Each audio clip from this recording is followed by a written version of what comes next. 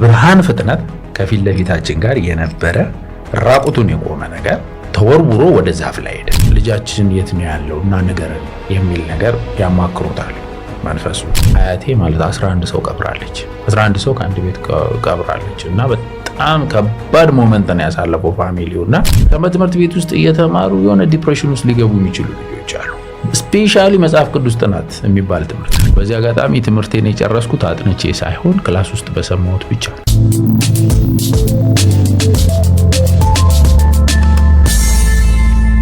9 ዓመት ሙሉ ለሙሉ ከኔ ጋር ግንኙነት ከጀመረበት ዘመን ነው እንጂ ከውልደት ጀምሮ እንዳለ ነው ታሪኩን ሳጣራ። ከተወለድኩበት ሰዓት ጀምሮ ኦሬዲ አመቺሳ የሚባል ህግ አለ። ልጆች ይወለዳሉ፣ መንፈሱ ያቅፋቸዋል። ቤተሰብ ወስዶ መንፈስ ያሳቅፋል ማለት ነው። እኛ በመወለድበት ጊዜ ፋሚሊ አካባቢ ላይ የኔ እናት በህይወት አሁን የለችም። እንትን ነበረች፣ ትቃወማለች። መንፈሱ ጋር ግንኙነት የላትም። እንዴት ነው 3-4 የቤተሰብ ግንድ ይዞ ነው የመጣው። ስለዚህ ከቅምቅማያት የሚባል እንደዛ አይነት ጄኔሬሽን ላይ ያለ መናፍስት ነው እና እናቴ አክሴፕት አታደርገውም ነበረ። ስለዚህ እሷ ላይ በጣም ጫና ይፈጥርባት ነበረ።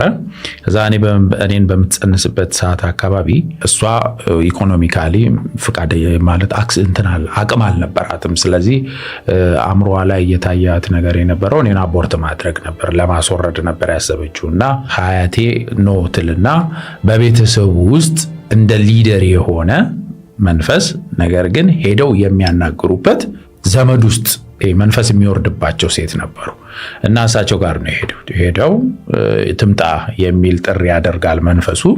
እንግዲህ እንዳልኩ በቤተሰብ ውስጥ የሚመለክ ነው። ትሄዳለች እና ማስጠንቀቂያ ይሰጣታል። ይሄ ልጅ የኔ ነው አይነት ነገር፣ ይሄ ልጅ የኔ ነው ፈጽሞ እንዳትገይው ይላትና ሊወለድ ፕሮግራም ስላደረገ ከሚፈርድበት ከመጋረጃ ጀርባ ነው የሚፈርዱት። ስለዚህ መጋረጃ ገልጦ ይወጣና ከተሰበሰበው ማህበረሰብ ፍርድ ፈልጎ እዛ የሴሬሞኒውን ከሚያደርገው ማህበረሰብ ገንዘብ ይሰበስባል። ከዛ ያንን ገንዘብ ይሰበስብና ይሄን ታረሽበት ብሎ ይሰጣታል። ስለዚህ ከዛ ነው ታሪክ የሚጀምረው ማለት ነው። ተክለ ሃይማኖት ነው ባይዘው ተወልጄ ያደግኩትና እዛ አካባቢ ላይ ይሄ መንግስት የሚያስቆፍራቸው ጉድጓዶች አሉ አይደል? ሽንት ቤት የጋራ እዛው 3 ሜትር ላይ በ3 ዓመት ገብቼ ነበር። በዳዴ ነው የምሄደውና ወድቃለሁ። ስወድቅ እንዳጋጣሚ እናቴ ምስኪን ደሃ ስለነበረች የምለብሰው ልብስ በጣም ብጫቂ ነበረ። እሱ ይዘኛል፣ በሚስማር ያንጠለጥለኛል ማለት ነው። ከዛ በኋላ በገመድ ነው ጎትተው ያወጡኝ። ከዛች ዘመን ጀምሮ በጣም ታፍ የሆኑ ቻሌንጆች ነበሩት ማለት ነውና እያደግኩ ስመጣ ራሴን በምችለው አቅም ትምህርት ላይ እንትን እያልኩ መጣ ነበረ እና ብዙ ጊዜ በጣም የሚገርመኝ የነበረው ነገር በጣም ኢንተረስትድ ነኝ ትምህርት ላይ። የሚያዳምጡ ተማሪዎች ውስጥ ነኝ። ትምህርት ቤት ሁሉ ነገሬን ክላስ ውስጥ ጨርሶ የሚወጣ ተማሪ ነኝና እቤት ስመለስ ግን ደብተሬን ስገልጥ እንቅልፍ ይጥልብኝ ነበር። በፍጹም ማጥናት አልችልም ነበር። በጣም ላይብራሪ ውስጥ እገባለሁ፣ በጣም ኢንተረስት አለኝ፣ ግን ፈጽሞ ከደብተሬ ጋር ኮሙኒኬት እንዳደርግ አልችልም ነበር። የሚገርመው በጣም ቀዝቃዛ ውሃ ውስጥ እግራችንን ከተን ምናምን እናጠና ነበር። ልክ ውሃ ውስጥ ስከተው እንደተተኛ ነበር እና በጣም ግራ ይገባኝ ነበር እና በዚህ አጋጣሚ ትምህርቴን የጨረስኩት አጥንቼ ሳይሆን ክላስ ውስጥ በሰማሁት ብቻ ነው። ፈጽሞ እንትን አላለም። ነጥቡ እንዴት ነበር? ጥሩ ነው። ግራጁዌት አድርጌያለሁ በኢንሹራንስ ክለርክም ሆኜ ነበረ ከሕክምናው በፊት። ጥሩ ነው። ትምህርት ላይ በተገኘሁበት ቦታ ላይ በቻልኩት ሰክሲድ አድርጌ እንደውም ግራጁዌት ሳደርግ ቶፕ 3 ውስጥ ነበርኩኝ። ዋው! ዩኒቨርሲቲ ተማርከው? ዩኒቨርሲቲ አልነበረም፣ ቲቪቲ ነበረ። በዲፕሎማ ነው ግራጁዌት ያደረኩት የመጀመሪያ። ሴንት ሜሪ ደግሞ እንዲሁ ማርኬቲንግ ጀምሬ ነበረ። ህመሙ ሲመጣ ዊዝድሮ አደረኩኝ። አሁን ቲዮሎጂ የ2ኛ ዓመት ተማሪ ነኝ፣ በዲግሪ ፕሮግራም ማለት ነው። ድንገት ግራጁዌት ካደረግን በኋላ ብዙ ጊዜ መቀመጥ ኢንተረስት የለኝም። ወዲያው ወደ ሆነ ነገር ሙቭ አደርጋለሁ። የመጠበቅ እንትን የለኝም። ሲቪ በተንን እነሱ መልስ እስኪሰጡኝ ድረስ 1 ወር 2 ወር መታገስ አቃተኝ። ስለዚህ ማድረግ የነበረብኝ በሰዓቱ አዲስ አበባ ፖሊስ 13ኛ ኮርስ መልመል እየመለመለ ነበርና በትምህርት ደረጃ ስልጠና ይወስድ ዲፕሎማ ዲግሪ ያላቸውን እናበረታታለን የሚል ማስታወቂያ አየሁ። ከዛ አንድ ማህበራዊ ፍርድ ቤት የሚሰራ አንድ አካባቢ ላይ የሚኖር እንደ ጓደኛ ነበረኝ እና እሱ ኦሬዲ ወደዛ ሊሄድ ነው። በጣም ቀርቦ በሰዓቱ እሱን ነበረ እና እና ነው እኔም መሄድ አለብኝ አልኩና በአዲስ አበባ ፖሊስ 16ኛ ኮርስ ሚሊተሪ ገባው ማለት ነው። ከዛ በኋላ እዛ ሚሊተሪ ጦል ላይ ይባላል። ጦል ላይ ከገባው በኋላ ነው የመናፍስት ህይወት የጀመረው ማለት ነው። ስልጠናው ላይ በነበርንበት ሰዓት በጣም ጠንካራ ከሚባሉ ሰልጣኞች ውስጥ ነበርኩኝ።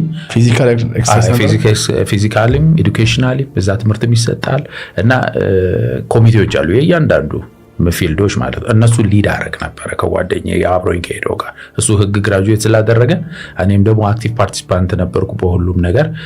አርት ላይ ጥሩ እንትን ላለው እሑድ የሚዘጋጅ ፕሮግራም አለ፣ ታድሶ ይባላል። ምልምሎች ረፍት በሚያደርጉበት ሰዓት የመድረክ ቲያትሮችን የተለያዩ ነገሮችን ሪፍሬሽ እንዲያደርጉ ታዘጋጃለህ። እዛ ላይ እኔ ነበርኩኝ የማዘጋጀው ድርሰቶችን። ጠዋት እንጽፍና ማታ አክት ይደረግ ነበረ እና እዛ ላይ በነበርኩበት ሰዓት አንድ ወቅት ላይ ምን ሆነ፣ ማሰልጣኞች ወደ እንትን ይሄዳሉ፣ ወደ ስብሰባ ሚቲንግ ይኖራቸዋል። 4 ሰዓት ነው ምሽት እና አባላቶች በሙሉ እኔ 200 ሰዎች ያሉበት ዶርም ውስጥ ሁለታችን አለን እና እናስጠናለን፣ እንዲያጠኑ እናደርጋለን። የተለያየ አይነት የትምህርት መስክ ስላለ እና ለምን ሽንት ተጠቅመናል በጣም እንላለን። ከአራት ሰዓት በኋላ ፈጽሞ ከዶርም መውጣት አይቻልም፣ ህግ አይደለም። ከዶርም መውጣት የምትችለው ራውንድ የሚባል አለ፣ ጫካ ዶርም የምጠብቅበት በተራ የሚደርስ አንዳንድ ሰዓት እንወጣለን እና እሱ ሰዓት ከመድረሱ በፊት ማንም ምልምል ውጭ መታየት አይችልም። ስለዚህ እኔና እሱ ግን እንትን ስለተሰጠን አዜ ሊደር ስለነበርን ለምን ሽንት ተጠቅመናል በጣም ብለን ወደ ወንዝ እንወርዳለን። ወደ ወንዝ በምንወርድበት ሰዓት የሽንት የሚቆፈረው ለብቻ ነው 2 ሜትር 3 ሜትር ደግሞ ወደዛ ቆፍረን ባይዘው ማሰልጠኛ ላይ ሁሉ ነገር አንተ ነው የምታዘጋጀው። ስለዚህ በዚህኛው እኛ ያለንበት ሻለቃ 4 ነበር። እዛ አካባቢ ጋር ወንዙ ጋር ሽንት ለመጠቀም ጨለማ ነው፣ ማብራት ያልፈለግነው አሰልጣኞች ድንገት ካዩን እኛ ተቀጪ ነው የምንሆነው።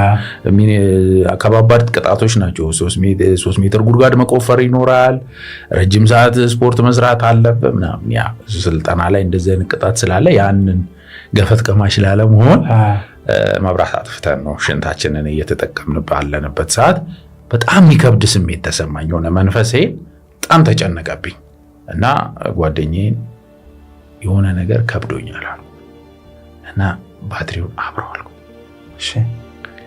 ልክ ሲያበራው በብርሃን ፍጥነት ከፊት ለፊታችን ጋር የነበረ ራቁቱን የቆመ ነገር ተወርውሮ ወደ ዛፍ ላይ ሄደ።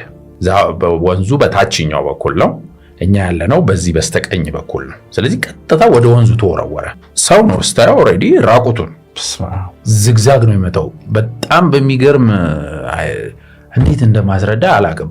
የብርሃን ፍጥነት ነው ያለው። ከአንዱ ዛፍ ወደ አንዱ ዛፍ ሲሄድ በብርሃን ፍጥነት ነው የሚሄደው እና በጣም ዝግዛግ ይመታል ሲሄድ እና በጣም ከዛ ሰዓት በኋላ ዲፕሬሽን ውስጥ ገባን። ደንገጠን። እሱን አየነው። መብራት እያበራን ተከተለው። ኦፍ ኮርስ እያየን ነው ሁለታችንም። መብራት እያበራንበት ተከተል ነው። እሱም እንዲህ ያለን መብራቱን ስናበራበት በፍጥነት ወደ አንደኛው ይሄዳል። ከዛ ደነገጠንና ተሯሩጠን ወደ ዶርም ተመለስን። ከዛ በኋላ እኔ ጥሩ አይደለም። ቤተሰብ የነበረበት ቦታ ላይ እዚህ ጋር ነው ፖይንቱ። አሁን ቤተሰብ የሚሰበሰብበት ማለት ይሄኛው የዛር መንፈስን ስቴብል ያደረጉበት ቦታ ላይ ጠንቋይ ያለበት ቦታ ላይ እኔ ለቤተሰብ ሳልናገር ነው የሄድኩት ወደዛ ቦታ ወደ ስልጠና። ምክንያቱም ብናገር ይከለክሉኛል። ለቤተሰብ ሁልጊዜ ልጅ ስለሆን ከአይናቸው ሰርክል እንድትወጣ አይፈልጉም ቤተሰቦች። ስለዚህ እሱን ሰብሬ ነው የሄድኩት ሳልነግራቸው። እመጣለሁ ለ3 ቀን አንድ ቦታ ሄጄ ነው ብያቸው በዛው ነው የጠፋሁት። እና ልጃችን የት ነው ያለው እና ነገርን የሚል ነገር ያማክሩታል መንፈሱን። ኖ እኔ ነኝ የወሰድኩት ይላቸዋል። እኔ ነኝ የወሰድኩት፣ ችግር የለም ይሁን፣ እኔ እጠብቀዋለሁ፣ ማድረገውን አውቃለሁ አይነት ነገር ይላቸዋል። እና እነሱ ደግሞ በሰዓቱ ስለሚቀበሉት ስፒሪቱን ፖዚቲቭሊ ነው።